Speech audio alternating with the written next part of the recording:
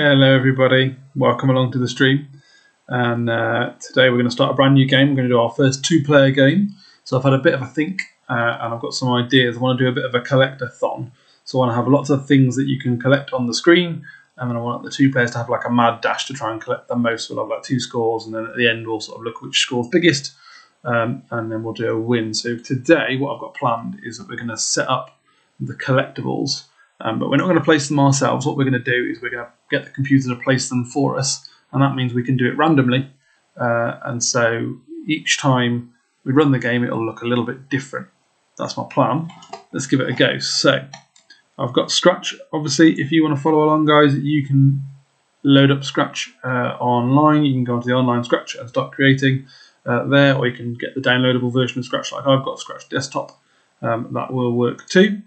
So what we're going to do is we're going to make some collectibles. So I'm going to make a sprite, and I want my collectibles to be quite small this time because I want lots and lots of them. So I'm going to make the smallest sprite I think I can, or a small sprite. Why not have purple? Why not? Let's do it.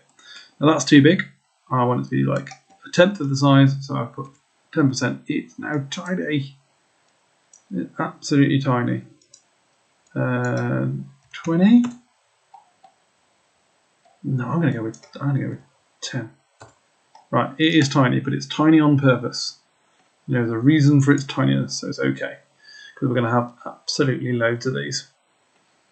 So what I want to do now is set some code that means that these little dots are going to be spread out all over the page, but not below a certain line. So our players are going to start below this line, and then we've got an imaginary line at the minute, and then our little collectibles are going to be all above the line. So let's just do a line on the backdrop so I can see it and make a sort of a visual for myself to see where I'm talking about. Okay, is that going to come up on my screen? Why can't I see it on there? Don't know. Don't want to sound. What does the backdrop look like? It looks like that. Yep, okay. Is that under the backdrop? So the blue sky. Interesting. Oh, there it is. It's come up now. Okay. Right. Alright, so on its own I can't see it. I wonder if it's too thin. Let's try filling it with black.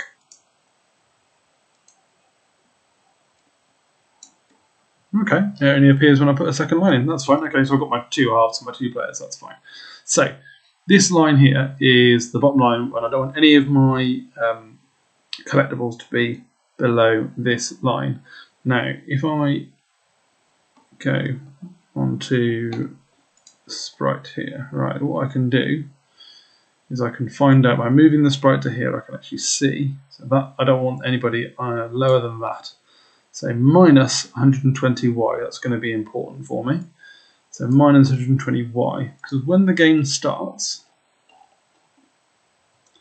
I would like this to do something 100 times. I'm going to try and make 100 collectibles. So I'm going to get it to repeat 100 times. Not just 10, but 100 times. I want it to move somewhere random on this grid. So we're going to 100 times, not glide to, we're going to go to. Now we said that the Y position couldn't be any less than minus 120, so let's do that first. So we're going to pick a random number from, well, we know the lower end is minus 120. Okay, our upper end up here, what's that? Let's drag this sprite to the top and see what the top is. So the top for this sprite is 177, so I will use exactly that. So 177 to 120, and then we've got the left to right, so it should be about 240, I think, but let's just check. So we've got our x-axis that goes across. So I've got 237, I can bring it 1 more pixel across, we'll go for 238, so minus 238. I'm going to guess it's going to be the same plus Yep, it's a little far off the edge there, 239. Okay. I tell you what, let's give myself a little bit of error margin. Let's do 230s. Okay. So it's going to go to each of these. Well, it's going to pick a random coordinate over and over again 100 times. But every time it goes there, what I want it to do is I want it to make a clone of itself. So that is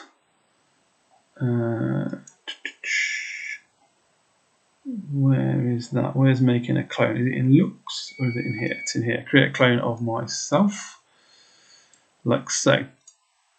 Okay, let's press go and see if this little algorithm works and I get 100 dots in 100 random places. Awesome. Right, yeah. 100 random places. What happens if I click go again? Do they all go? Yes, I do. So I get a new one every time. So some of the lower end ones are actually a bit too low. So let's just bring it up from minus 122 minus 115.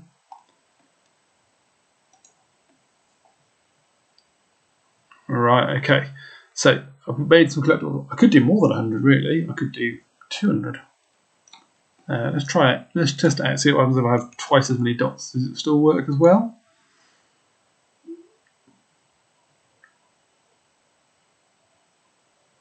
Yeah, I think so. That's pretty cool. Okay, so what I'm going to do next is I'm going to make a player sprite. So for the minute, I'm just going to choose a sprite that's already painted, but I might choose to draw my own at a later time. So let's just have the ball for now. So the ball's going to start in this bottom corner. This is player 1 for the moment. The ball's going to start in this bottom corner, and we're going to do a bit of code for that. So we're going to say, when we start, go to this bottom corner. That's my first thing I'm going to do. So when we click go to those coordinates. Okay, then we're going to put some controls in. I tell you what I want actually, because I don't want the players to be able to start until all the dots have been placed. So let's put at the end of this repeat, so once it's done its 200 repeats, we're going to broadcast a start message. So we're going to broadcast a new message, and I'm going to call it start. Actually, I'm going to call it begin, just to not confuse it with the green flag. Begin. Okay. Right, so instead of saying when the green flag is clicked, go there, I'm going to say when the green flag is clicked, we're going to hide. Then, when you receive that begin message, when I see begin, we're going to show and go to that location. In fact, we'll go to the location first and then we'll show. Okay, so let's just give that a test. So 200 dots, then I should appear, right, and then we can go. Right, so let's start doing some simple movement controls for this. So I'm going to go for sort of up, down, left, right, maybe. Or should we go for a rotating control system? No, I'm going to go for up, down, left, right. So I'm going to go for change X by, because remember X is left to right. Then you've got change Y by, because that's, well, I've got set Y there. And then because that's up and down. We need a minus 10 on the X to go left, and a minus 10 on the Y to go down. And now I need to choose some buttons. So I'm going to go to control. No, I'm going to go to events, sorry. And I'm going to say when the space key is pressed, but I don't want space key. I'm going to use W, A, S, and D to control player 1. So W is going to be forwards or up. And then we're going to have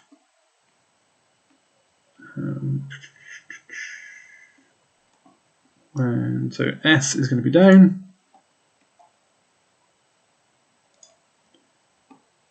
We're going to have A going to be left, and D will be right. Okay. So let's give those a quick trial. So at the minute I can press them and I'm not moving anywhere, I can't see, I'm not on the screen. And then once I load in, I can start moving and I can start trying to gobble up all the different things, but at the moment I'm not gobbling them up because I haven't got code for that. So let's put some code in for that. I think I want to put that code on my sprite 2 on my collectibles. So let's say when we click go, forever, if touching, so if we're ever touching, no, we've got a thing here that says touching mouse pointer, but we don't want mouse pointer, we want touching ball, then I want you to hide. Looks hide. Now, I don't know, we're going to have to test this, if all the clones are going to act like that or not. Let's try it. I'm a bit worried that the clones won't hide, it'll only be the original one that hides. So they all load up. Can I collect? No, it's only the original one that hides. So we need to set some rules for when the clones start as well. So where's my clone action? When I start as a clone, yeah, I want the same code there as well. So one of these is the original. Lots of them are clones. So let's try this and see if it works now. I've put that code in for when they start as a clone. Right, awesome. You can see I'm starting to gobble up the different clones and all the little points collectibles. Brilliant. Right, next step. We want some points. So when I get run, I get a point. So I need a variable for that. Remember, a variable is just a number that we can change during the game. So I'm going to make a variable called score. Let's call it player 1 score because we're going to have a second player. Player 1 score. Right, and we're going to say at the start of the game for player 1,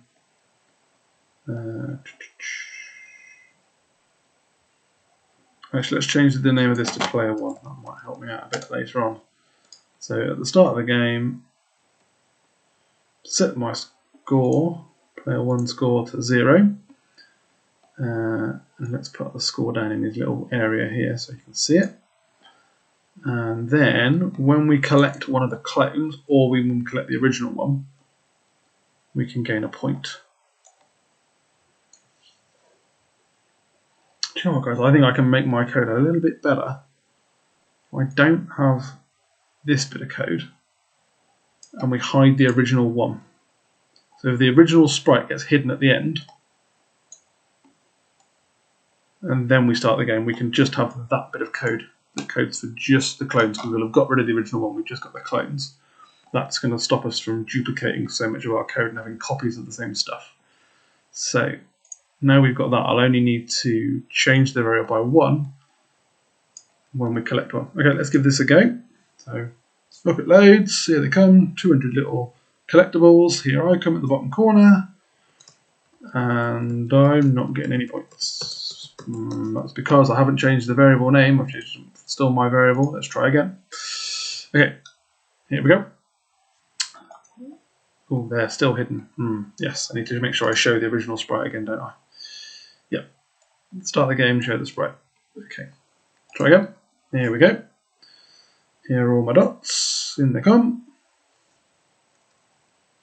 And yes, I'm getting a score, and you can see I collect sprites as we go. Awesome. Right, so I have made my first player, and I've got a bit of a score. If I gobble up all of these buttons, I'll have, is it going to be 200 or is it going to be 199? I think it'll be 200. Should be. Here we go. Can I get every last one? Yes, 200. Okay, right. So I've got player 1 sorted. Works really well. Now what I need to do is add a second player in. So what I'm going to do is I'm going to right click on player 1 and I'm going to duplicate it. Because lots of the code we want is the same, but this is player 2. It's like it new. Ooh, magic. Right, so we're going to need to make a couple of adjustments for player 2. For a start, we can't use player 1's score. We need our own score for player 2. So we're going to make another variable called player 2 score. Right, we're also going to need our own controls. So I can't use WASD again, I'm going to use up, down, left, right. So I've got one on the left hand side of the keyboard, one on the right hand side of the keyboard. You could have them to whatever you wanted, but I'm going to use up, down, left and right.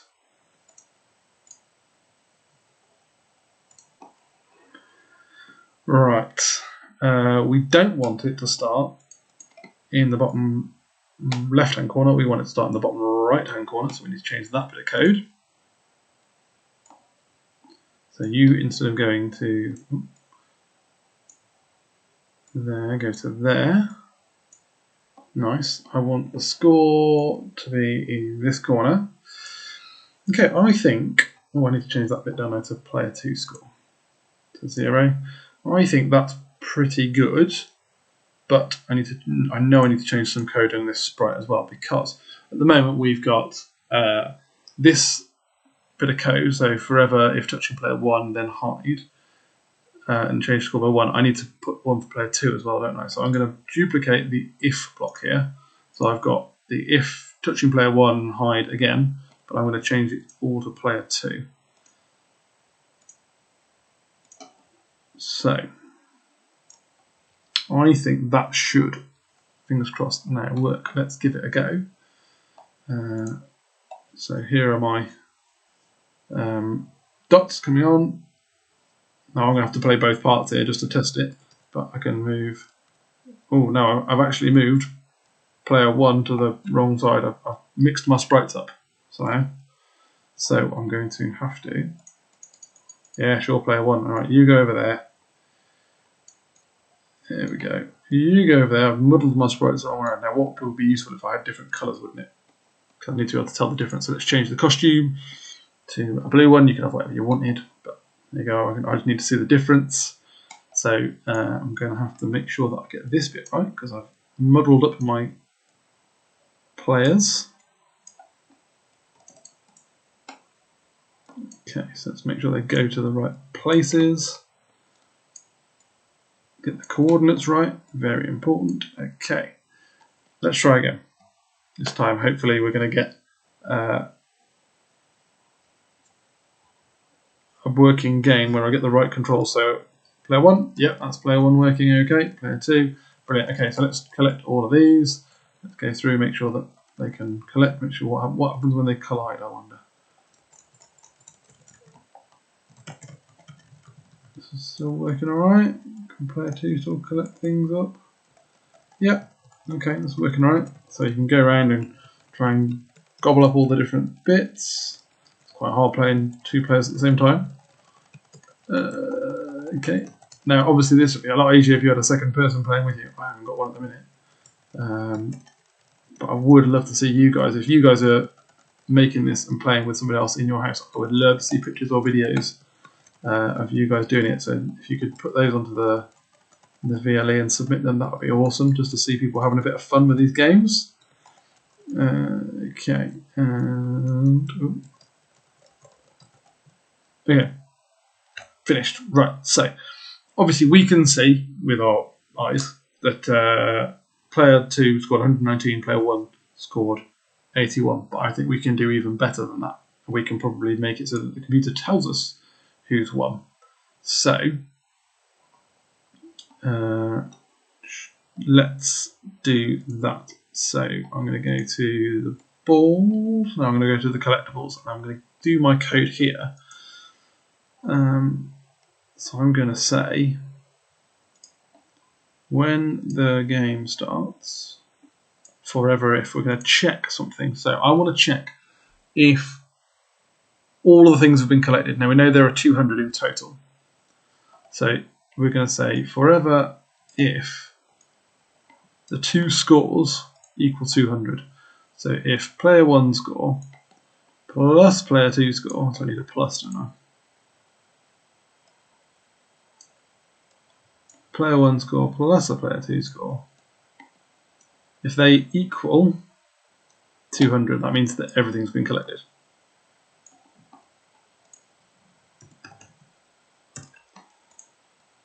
Okay. So if they equal 200, then I want to figure out who's got the biggest score.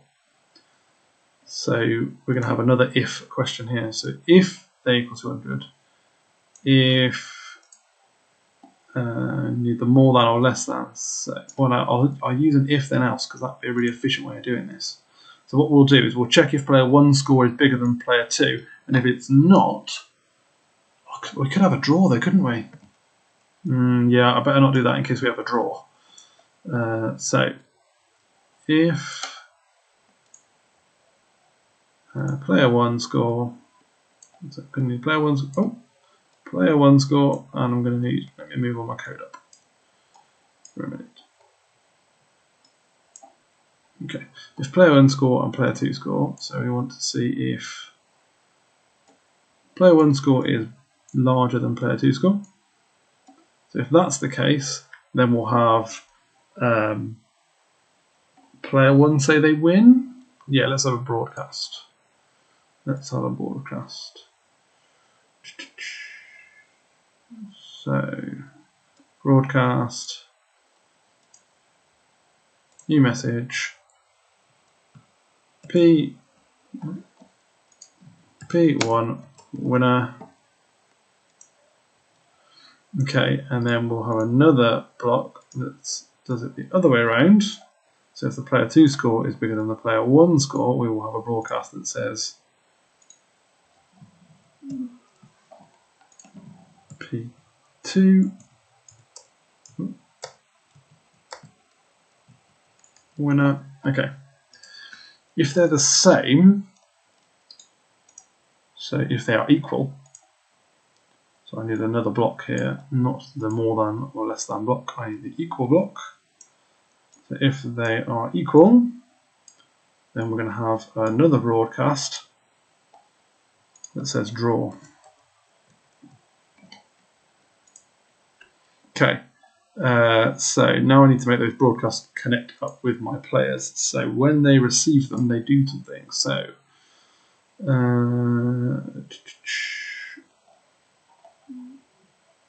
when I receive, there we go.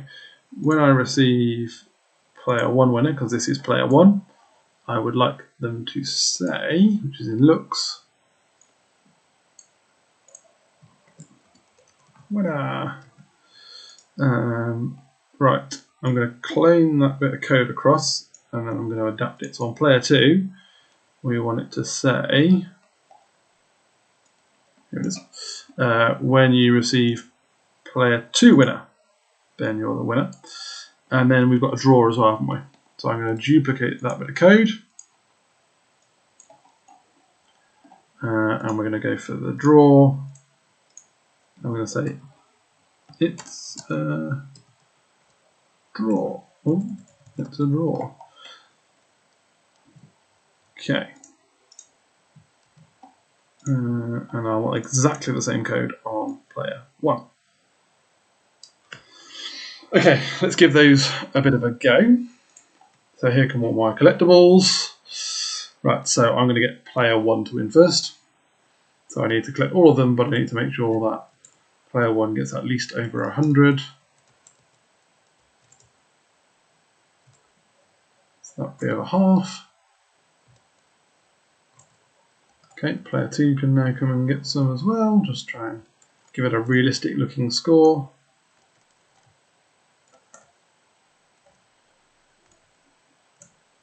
Okay, so it should end up pretty close, but player 1 should win.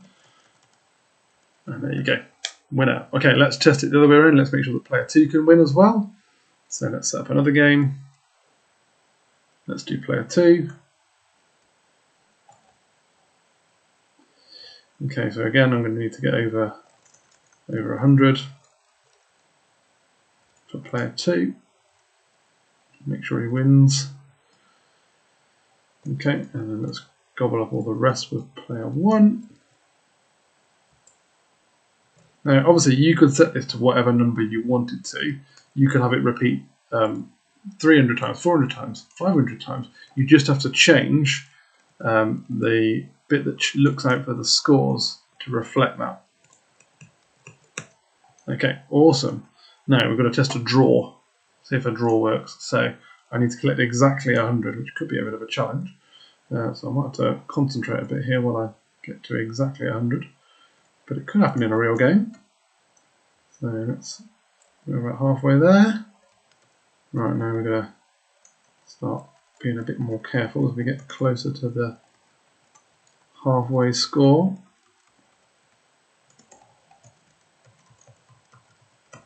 Okay, here we go.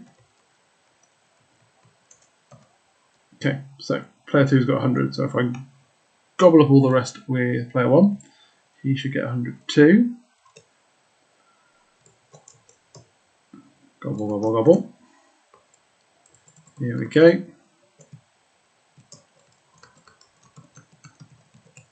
Should be 10 left.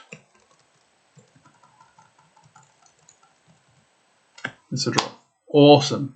This is really cool, guys. Right. I think that is most of what we are going to be looking at. One thing I want to try just before we close off is what will happen if I get the collectibles to change colour effect by 25 each time. So I'm looking to see, can I make it multicoloured collectibles just by putting that bit of code in. So there we go. Awesome, yes I can. So that's pretty cool. They're all different rainbow colours. You could change that number to 10 so that you get sort of a different range, I suppose. That's cool. Yeah, I really like that. It's a good little addition. Is there anything else that we could look at? No, I think that's really good. So guys, this is the completed game. Like I said, if you'd like to have a go on the VLE and submit a video, submit a picture, I'd love to see it because I think this is good fun. I really would love to see if you've got someone else to play with at home, play it 2-player, that would be great. Unfortunately I don't. So I really want to see you guys playing with it. But yeah, hope you enjoyed it. Thank you for watching the stream. And let's have one more go. But I will see you guys all later on. I'll be back tomorrow with another video. See you later, guys. Bye.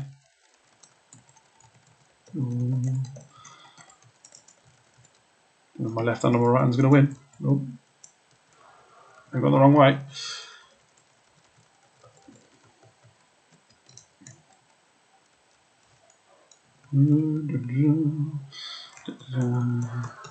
Oh, this is good. I like this. Come on. Player 2's in the lead. Oh, no. Oh, run. Yes, you can.